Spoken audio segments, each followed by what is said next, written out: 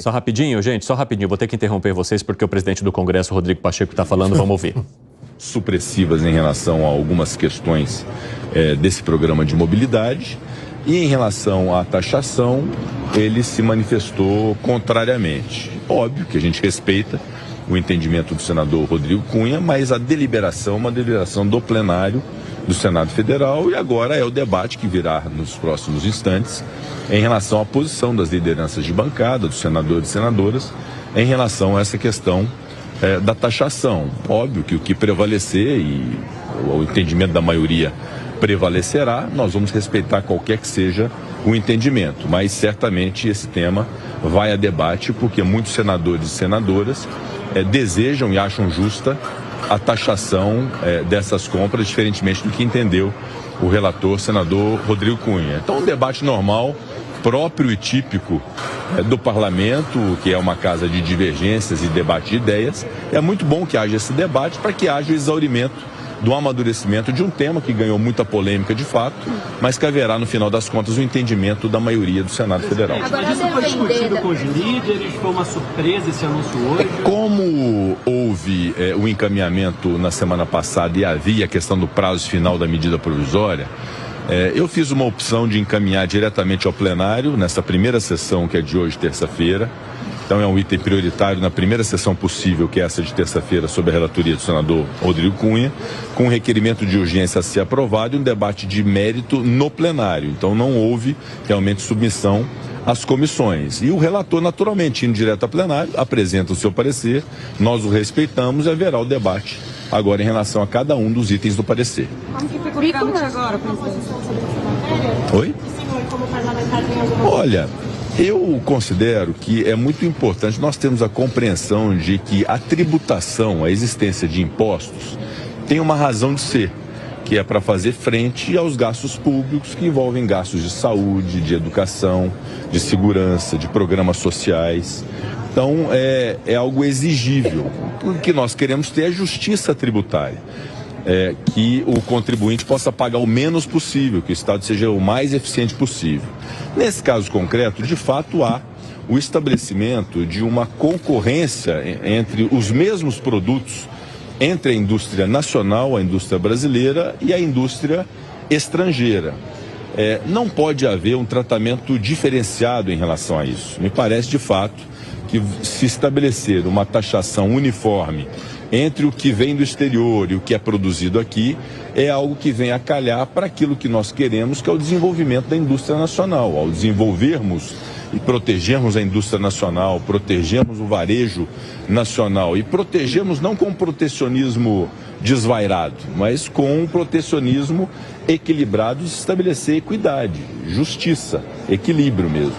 Então eu acho que uma taxação em relação aos mesmos produtos que venham do exterior, para que estabeleça essa justiça e esse equilíbrio com a indústria nacional, é algo bastante razoável. Havia uma discussão sobre a alíquota, alguns cogitavam 60%, depois se pensou 35%.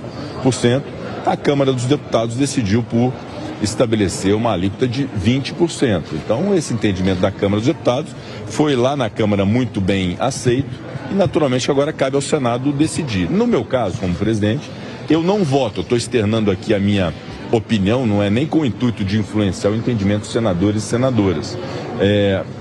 Mas eu considero que é uma medida que me parece bastante razoável e, obviamente, prevalecerá o entendimento da maioria. Mas dentro do mover, porque a discussão é essa, né? Segundo o relator, isso deve ser discutido, mas não como uma emenda do mover, separado. Respeitemos até o entendimento do relator, não é?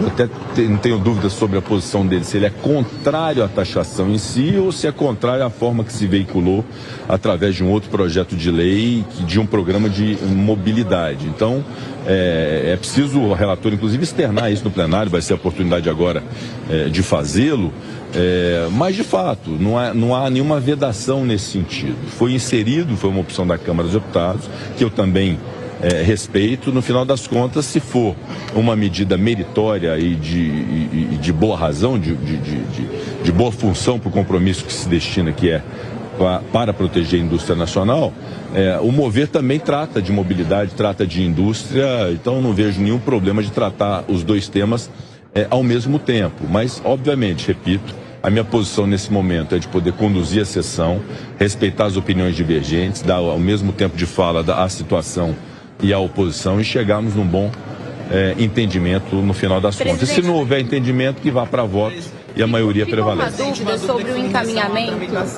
sobre a tramitação, quais seriam... Esse texto, se for aprovado hoje, de acordo com o relatório do senador Rodrigo Cunha, suprimindo esses pontos da taxação, a questão do petróleo, a questão do Mover vai à sanção e esse restante volta para a Câmara dos Deputados, como que fica isso regimentalmente? Não, a tramitação é muito simples. Tratando-se de projeto de lei, qualquer alteração de mérito do que foi feito pela Câmara aqui no Senado, inclusive supressões, impõem o retorno do projeto à Câmara dos Deputados. Então isso é muito básico, que qualquer alteração feita por entendimento da maioria do próprio relator, caso prevaleça essa alteração, há evidentemente o retorno à Câmara dos Deputados.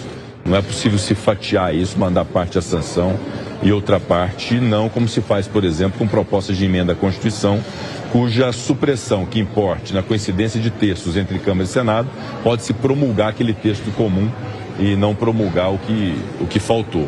No projeto de lei, não. Qualquer alteração, inclusive supressão, faz retornar à casa de origem. Tem também o instrumento da impugnação. O senhor usaria esse instrumento? A princípio, não. A impugnação é mais usual nas medidas provisórias, quando algum tipo de matéria que seja impertinente, é dado o direito da presidência impugnar a matéria como matéria estranha, em razão do contexto da medida provisória. Mas no caso do projeto de lei, é sempre bom priorizar e privilegiar o entendimento da maioria. Se tratando de uma emenda supressiva, da supressão de alguma parte, cabe à maioria decidir se ela deve ser suprimida ou se ela deve ser mantida no texto. Presidente, agora há pouco o senhor falou sobre justiça tributária e hoje o governo apresentou a compensação da desoneração, aumentando o PIS e COFINS. O senhor entende que há uma justiça tributária com relação a essa proposta apresentada pelo governo? Eu prefiro examinar mais detidamente essa sugestão do governo. Aliás, nos próximos dias nós precisamos nos dedicar, à luz do que foi decidido pelo ministro Cristiano Zanin, naquele prazo de 60 dias, para fazer prevalecer um acordo entre municípios e governo federal e entre o Congresso Nacional e o governo federal, que a gente possa materializar todo esse acordo, não só em relação à desoneração e à sua fonte de compensação, que é um exame que nós vamos fazer, mas também na PEC 66, que está tramitando na Comissão de Constituição e Justiça, há uma emenda de um substitutivo apresentado pelo senador Alessandro Vieira, que consubstancia um entendimento dos municípios brasileiros, de poder garantir um novo parcelamento previdenciário para os municípios, garantir uma limitação de pagamento de precatórios, os próprios reflexos da reforma da Previdência. Então, essa questão municipalista, inclusive a desoneração da folha, nós vamos cuidar nos próximos dias e vamos materializar tanto no projeto de lei e talvez, inclusive, numa alteração constitucional. E em relação à fonte de compensação, nós vamos fazer esse exame e também vamos submeter ao plenário do Congresso para poder fazer essa decisão. Obrigado.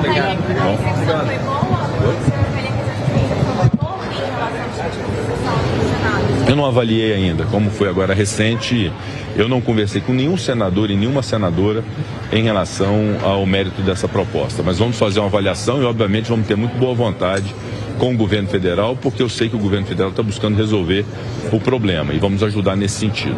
O texto do relator sobre a desoneração deve sair nos próximos dias. O senhor já tem alguma prévia do que deve ser apresentado? Alguma coisa que pode adiantar para mim? Da desoneração?